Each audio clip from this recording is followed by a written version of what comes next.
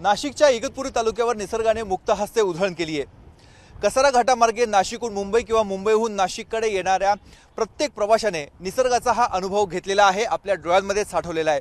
मात्र आता नव्यानेच सुरू होणाऱ्या समृद्धी महामार्गावर देखील अशा स्वरूपाचा निसर्गाचा आनंद घेता येणार आहे। आपण आता समृद्धी महामार्गावर आहोत आणि बघतोय चारही बाजूला डोंगर रांगा आहेत, हिरवाईने या डोंगर रांगा नटलेल्या आहेत आणि त्यावर दाट धुक्याची चादर देखील आहे। या महामार्गावर अनेक ठिकाणी जंगलामधनं रस्ता काढण्यात आलेला होता, तर काही ठिकाणी डोंगर रांगांमधनं बोगदा बनवून टनेल बनवून हा रस्ता पुढे गेलेला आहे।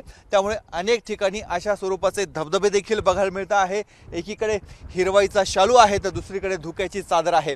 त्यामुळे ज्यावेळेस हा रस्ता सुरू होणार आहे त्यावेळेस इथलं वातावरण, इथे प्रत्येक जो प्रवासी प्रवास करणार आहे त्याला आपल्याकडे आकर्षित केल्याशिवाय राहणार नाही। आपण बघतोय खालच्या बाजूला भाताची शेती आहे, संपूर्ण परिसर हा हिरवागार झालेला आहे। अधिकाधिक पर्जन्यवृष्टीचा प्रदेश म्हणून हा ओळखला जातो, धरणांचा तालुका म्हणून देखील हा ओळखला जातो आणि इथले सगळे धरणं आता तुडुंब भरलेले, त्यामुळे नाशिकच्या नागरिकांच्या पिण्याच्या पाण्याची समस्या देखील मिटलेली आहे आणि दुसरीकडे एका मनमोहक अशा वातावरणाचा आनंद देखील इथे येणारा प्रत्येक नागरिक, प्रत्येक पर्यटक हा घेत आहे।